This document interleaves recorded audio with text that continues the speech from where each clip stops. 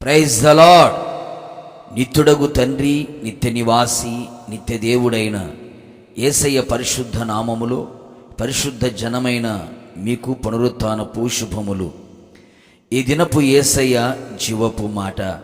ఆది కాండము 35వ అధ్యాయము 3వ వాక్య భాగము. మనము లేచి బేతేరునకు వెళ్ళుదము.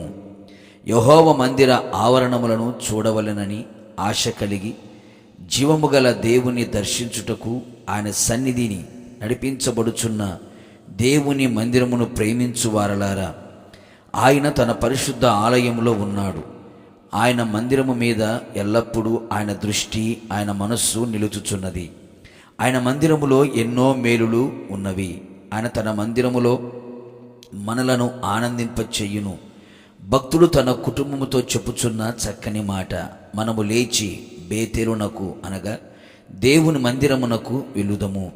క్రైస్తవ ప్రపంచములో బాధకరమైన విషయం కుటుంబముతో దేవుని మందిరమునకు వెళ్ళకపోవటమే. వివాహాలకు, శుభకార్యములకు, విహారయాత్రలకు, ఇంకా పలు చోట్లకు లోక సంబంధమైన వాటి కొరకు సమయమును వెచ్చించి కుటుంబముతో కలిసి వెళ్ళుటకు, గడుపుటకు ఆసక్తిని కనబరుచుచున్నారు. కానీ కుటుంబముతో దేవుని సన్నిధిలో ఉండాలని ఆశపడుటలేదు. భక్తుడైన దావీదు మహారాజు గారు నిత్యము నా కుటుంబము నీ సన్నిధిలో ఉండునట్లు ఆశీర్వదించమని కోరుకొనెను. భక్తుడు శ్రమల మధ్యలో ఉన్నప్పుడు దేవుని మందిరములో ఆయన ప్రత్యక్షమై శ్రమదినమున ఉత్తరమిచ్చి తోడుగా ఉండెను. కావున దేవుని మందిరమునకు వెళ్ళి ప్రార్థన బలిపీఠమును, కృతజ్ఞత బలిపీఠమును కట్టాలని ఆశించెను. అంతేగాక దేవుని మందిరమునకు వెళ్ళేటప్పుడు వారిలో ఉన్న అపవిత్రమైన వాటిని, విగ్రహాలను తీసివేయాలని ఆజ్ఞ ఇచ్చెను.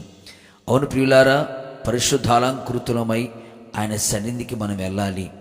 దేవుని మందిరమునకు వెళ్ళినప్పుడు మన ప్రవర్తన జాగ్రత్తగా చూచుకొనవలసిన సంగతి మరొకము.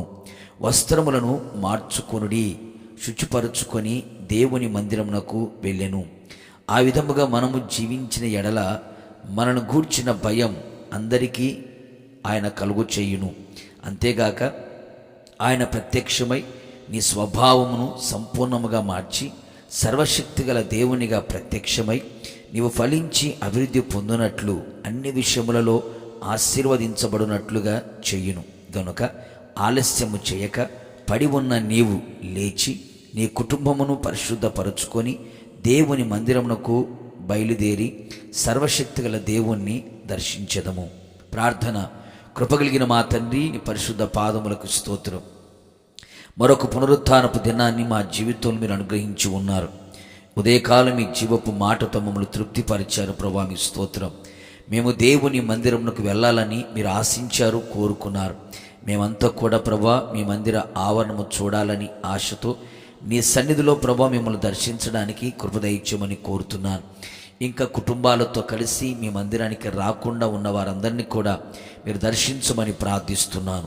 కుటుంబాలతో కలిసి మిమ్మల్ని ఆరాధన చేయడానికి ప్రభా పరిశుద్ధపరచుకొని, వస్త్రములు మార్చుకొని, శుచిపరచుకొని మీ సన్నిధిలో ప్రార్థన, కృతజ్ఞత బలిపీఠాన్ని కట్టడానికి సర్వశక్తిగల దేవ మీరు మమ్మల్ని ఎదుర్కొని మేము ఫలించి అభివృద్ధి పొందినట్లుగా మా జీవితాలు కనపడడానికి మీరే కృప మెండుగా నిండుగా అనుగ్రహించి మహిమ పొందమని యేసు నామములో అడుగుచున్నాను తండ్రి, ఆమేన్. నిశ్చయముగా మీరును మీ కుటుంబ సభ్యులందరూ దేవుని మందిరములో నాటబడి వర్ధిల్లుదురుగాక. God bless you.